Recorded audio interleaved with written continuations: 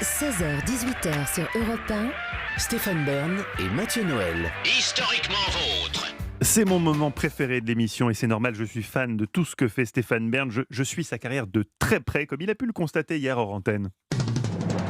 Mais Lisieux, c'est à côté de chez moi, je réalise. Je suis jamais allé. T'es jamais allé au sanctuaire? Attends, à Lisieux, il y a quoi? T'as pas vu le secret d'histoire sur Sainte-Thérèse? Non, c'est France 2, c'est plus France 2 maintenant, le secret d'histoire. Non, c'est France 3.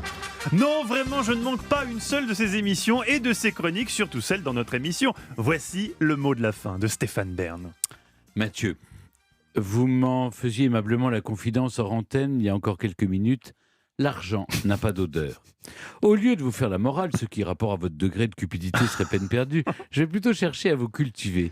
Au fond, d'où vient cette expression? Et je vous propose de partir pour Rome, après le suicide de Néron, dont nous avons parlé ici vous même. adorez Néron, hein. Oui. Les caisses de l'Empire sont au plus bas. Rendez-vous compte, il manque 4 milliards de sesterces pour faire fonctionner l'État. D'autant que, on l'a dit ici même, Néron avait fait, soi-disant, brûler la ville de Rome. Il faut donc la reconstruire. L'empereur Vespasien ne néglige alors aucune source de revenus. Il met toute son énergie pour inventer de nouveaux impôts. Il décide alors de taxer l'urine tous les 4 ans par chef de famille en fonction du nombre de personnes.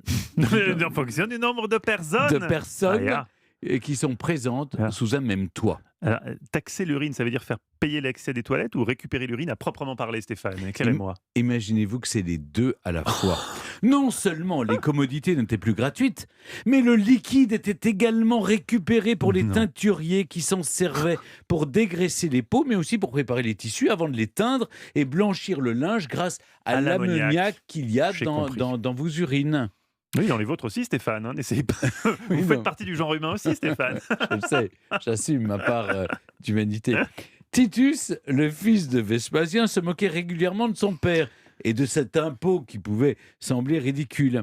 Ce dernier, un jour, a plongé sa main pour prendre des pièces d'or et de bronze en s'exclamant « Pecunia non olet ». L'argent n'a pas d'odeur. Ah, même l'argent sale qu'il faut blanchir? Ça sent le vécu.